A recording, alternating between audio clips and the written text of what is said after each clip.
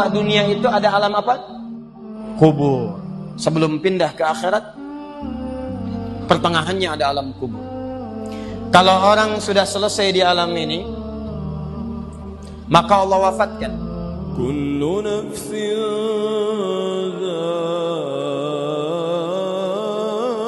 dha'iqatul maut, thumma ilayna turja'un. Setiap yang punya jiwa akan kedatangan maut.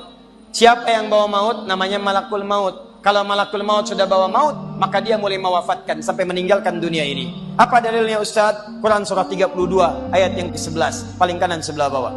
Qul yatawaffakum malakul mautil ladzi wukkila bikum. Kata Allah, katakan Muhammad kepada semua umatmu, setiap yang punya nyawa itu akan diutus malakul maut untuk mencabut nyawanya. Datang maut, makanya orang yang belum meninggal, yang belum dicabut, namanya disebut oleh Al-Quran dengan nama mayitun nih, CM, calon meninggal. Kalau datang maut lewat malakul maut, maut ini mengambil nafas. Begitu diambil, dicabut nyawanya, maka diwafatkan, ditinggalkan dunia ini. Maka orang mengatakan telah meninggal dunia. Artinya apa? Ditinggalkan dunianya. Karena alam kubur beda sifatnya dengan dunia, lain tempatnya, lain keadaannya, maka lain pula bekalnya. Jadi kalau Anda cuma mengumpulkan bekal dunia, maka semua bekal itu akan ditinggalkan saat di dunia. Maka orang mengatakan meninggal dunia, maksudnya meninggalkan dunia dengan semua bekalnya. Jadi semua yang kita dapatkan di dunia, rumah yang luaskah, mobil yang mewahkah, pakaian yang glamourkah, kalau sudah meninggalkan semua alam dunia itu, maka hilanglah semua yang kita kenakan. Habis semua kita tinggalkan. Walaupun Anda koleksi yang bagus-bagus, tetap tidak akan pernah dibawa. Jangankan Anda, yang mengantarkan saja tidak akan menyertakan.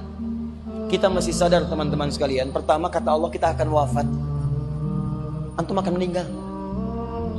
Jadi antum kalau melihat di cermin tuh, ngaca dulu, ngaca, tunjuk wajah antum, wafat.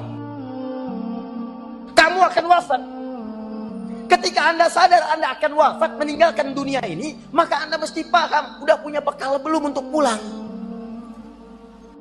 Udah punya persiapan belum?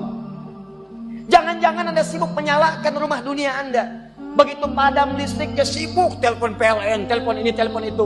Masuk ke alam kubur nggak ada cahaya, mau PLN mana yang dihubungi? Yang datang malaikat mungkar. Siapa Tuhanmu? Siapa nabimu?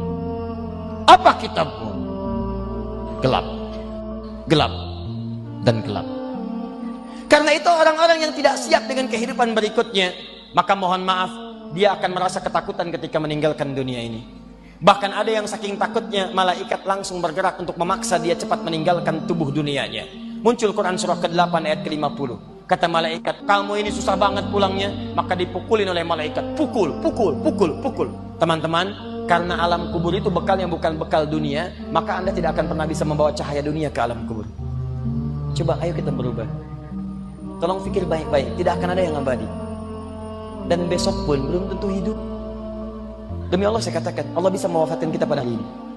Saya cuma mau tanya sebentar aja merenungkan. Tolong tanya pertanyaan saya ini, tanyakan pada diri Anda sebelum tidur.